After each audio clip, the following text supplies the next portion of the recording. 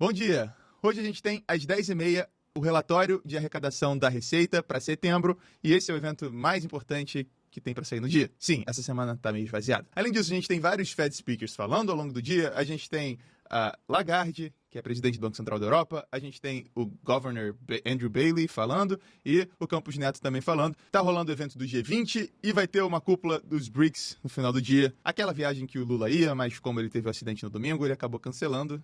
Mas, aparentemente, o Lula passa bem. A única coisa, além de falas que eu ficaria atento hoje é às 5h30, estoque de petróleo lá nos Estados Unidos. Mercados que hoje amanhecem em queda na esteira de ontem. A gente tem Nasdaq caindo 0,62, S&P caindo 0,46. Depois de ontem ter tido uma leve queda, com uma queda mais expressiva para o Russell 2000, que caiu quase 2%. Hoje ele cai mais 0,77% no pré-mercado nos Estados Unidos. Na Europa a gente tem também queda nas bolsas. E quando a gente olha, tá uma queda mais generalizada, com SAP, que é uma empresa de software, subindo, depois de ter reportado resultado ontem. Sobre reporte de resultado, hoje a gente tem GM reportando resultado, não deve mexer o mercado muito. Amanhã, lembrando, a gente vai ter Tesla depois do fechamento, Coca-Cola antes do fechamento, então amanhã dá uma aquecida um pouco maior no que pode trazer volatilidade de reporte de resultado para o mercado. E aí, voltando às cotações na Ásia, a gente teve um pregão misto, com o Japão caindo, China subindo, minério de ferro caindo 1,47, ali na casa dos quase $101, $100 pelo menos ainda está acima dos $100. Petróleo tenta se manter acima dos $74,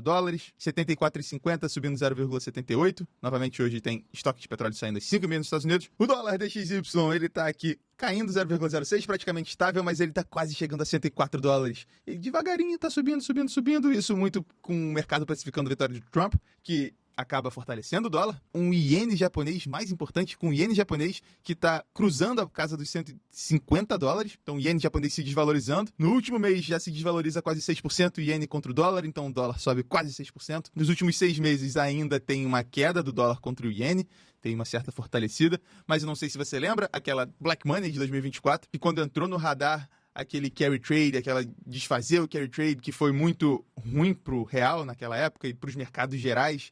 Enfim, nessa ocasião, a gente teve o iene perdendo os $150, indo lá para 142, chegou a se desvalorizar mais com o tempo para 140, agora já voltou para 150, e é um fato interessante de ficar de olho. Dólar contra as emergentes praticamente sem volatilidade e misto. E o Bitcoin? Bitcoin chegou lá, se a gente pegar nessa semana, ele chegou a $69 mil, um pouquinho mais de $69 mil, e recuou ontem, tá agora a 66.800, 66 mil, quase $67 mil. Agora, vindo para o Brasil, ontem o Ibovespa caiu 0,11%, o dólar caiu 0,21%, e DIs todos deram uma pequena aliviada, tanto no curto quanto no longo prazo. Isso porque a gente já estava muito amassado, então, mesmo com ontem Treasury subindo nos Estados Unidos, bolsas caindo, a gente não sofreu muito aqui no Brasil, porque a gente já estava amassado. Então, para hoje, fica ligado nesse relatório de receita às 10h30, que sai aqui no Brasil. Lá nos Estados Unidos, às 5h30, fica ligado no estoque de petróleo. E vamos ver o que as autoridades falam ao longo do dia. As autoridades de políticas monetárias do mundo falam ao longo do dia. Muito obrigado pela atenção, bons negócios e até amanhã.